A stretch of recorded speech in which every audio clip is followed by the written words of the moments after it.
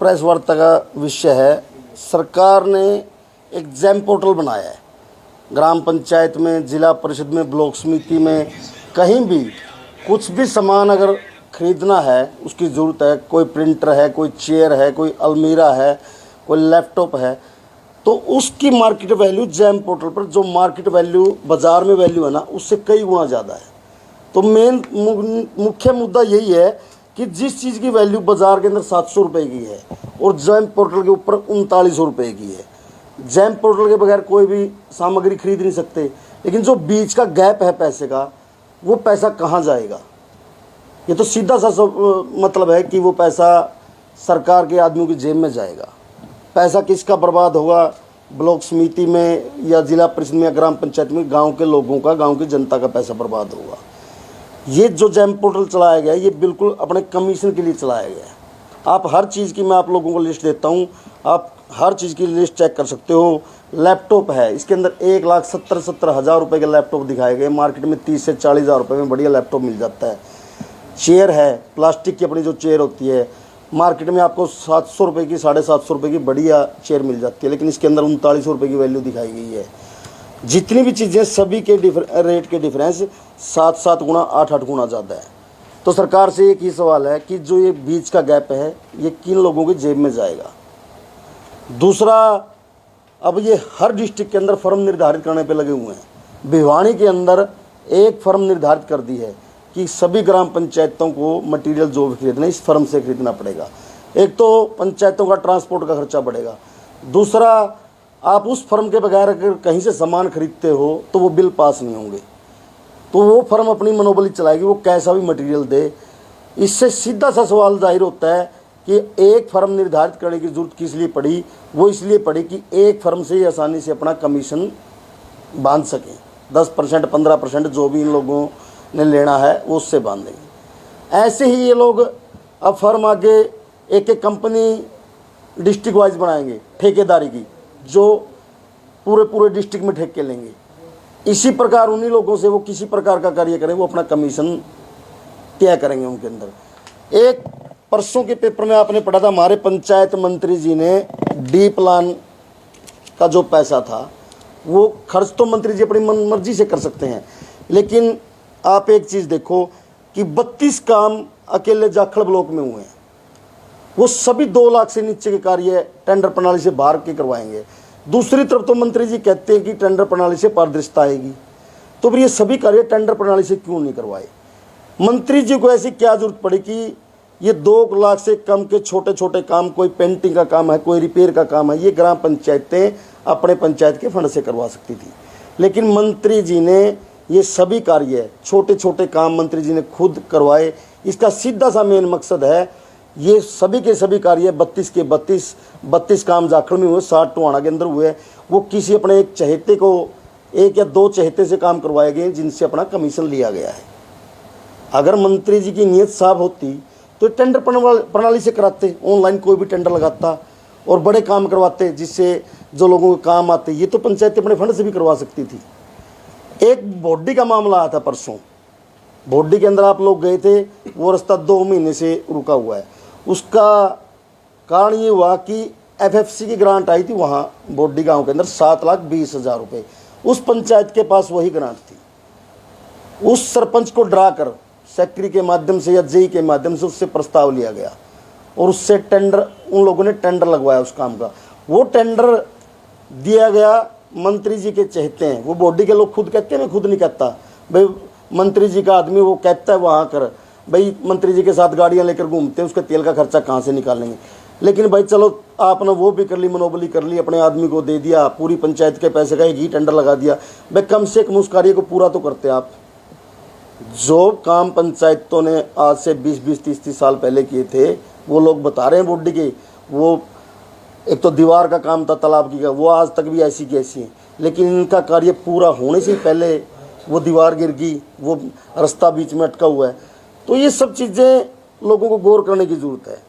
भाई ये टेंडर प्रणाली के नाम पर सरकार लोगों को मूर्ख बना रही है और आपके पंचायती राज को ख़त्म करने पर लगी हुई है। पूरे पंचायती राज का सत्यानाश कर दिया, जिसमें हमारी ब्लॉक समिति भी है, जिला परिषद भी है और ग्राम पंचायत भी है।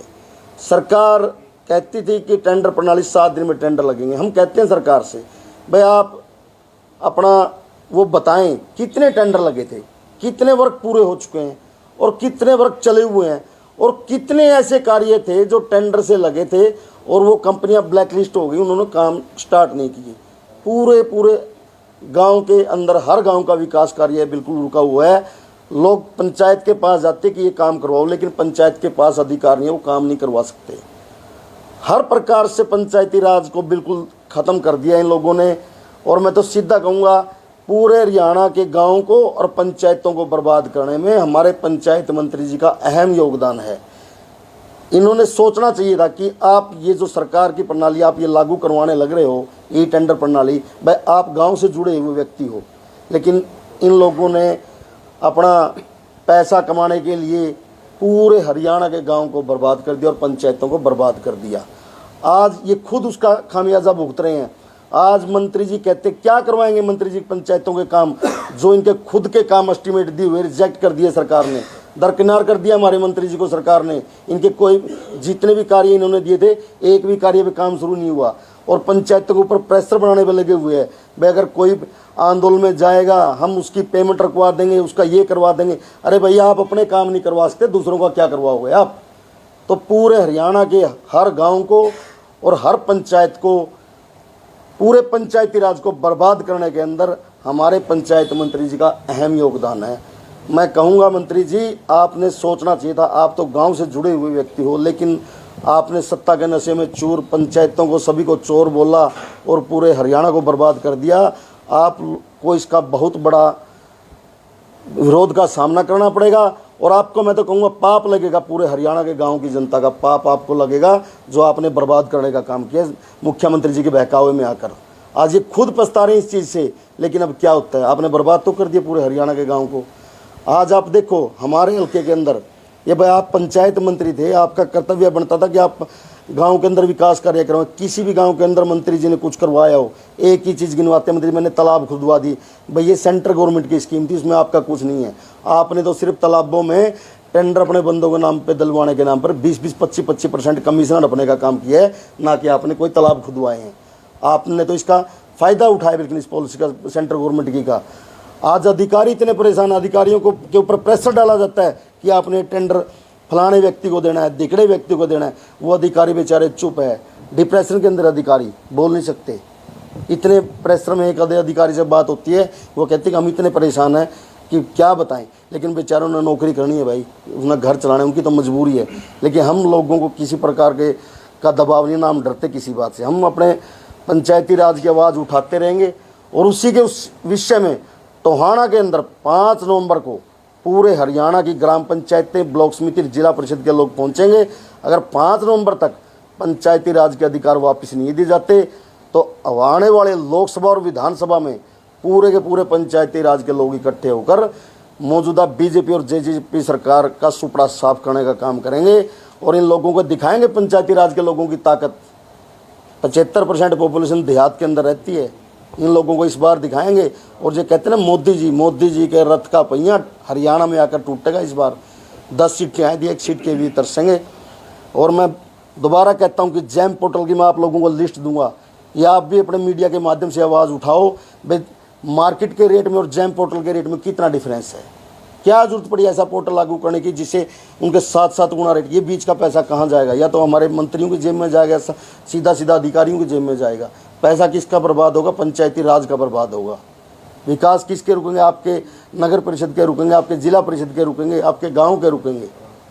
तो हमारा मेन मुद्दा ये था। और 32 काम ये जाखड़ ब्लॉक के हुए हैं 2 लाख से नीचे के, और 7 काम टोहाना ब्लॉक के हुए हैं। बाकी सभी के सभी ब्लॉक में, भुन्ना ब्लॉक में, बट्टू ब्लॉक में, रतिया ब्लॉक में, फतेहाबाद, सभी काम ई टेंडर प्रणाली से हुए हैं। और ई टेंडर की मैं दोबारा कहता हूँ कि 3-3, 4-4 महीने से टेंडर नहीं लगे। जहाँ भी टेंडर लगे थे कहीं भी कार्य स्टार्ट नहीं हुए। पूरा प्रदेश बर्बाद, पूरे प्रदेश का ग्रामीण क्षेत्र बर्बाद हो चुका है। सभी के सभी गाँव के अंदर काम रुके हुए हैं। तो मेरी तो आप लोगों के माध्यम से आम जनता से एक अपील है कि आप सरकार की इस मंशा को समझो। ये सरपंचों का नाम लेकर लोगों को बहकाना चाहते हैं ताकि लोग इनकी मंशा को समझ ना सके। लेकिन कोई भी कानून जब सरकार बनाती है उसका दुरुपयोग उस कानून का लोगों पर असर बाद में पड़ता है। लोगों को समझना चाहिए, पहले कानून लेके आई थी सरकार लिव इन रिलेशन का कानून, किसी व्यक्ति ने आवाज़ नहीं उठाई थी। लेकिन आज आप देखो हर शहर के अंदर, हर गांव के अंदर उस कानून का इतना बुरा प्रभाव पड़ा पूरे समाज के ऊपर।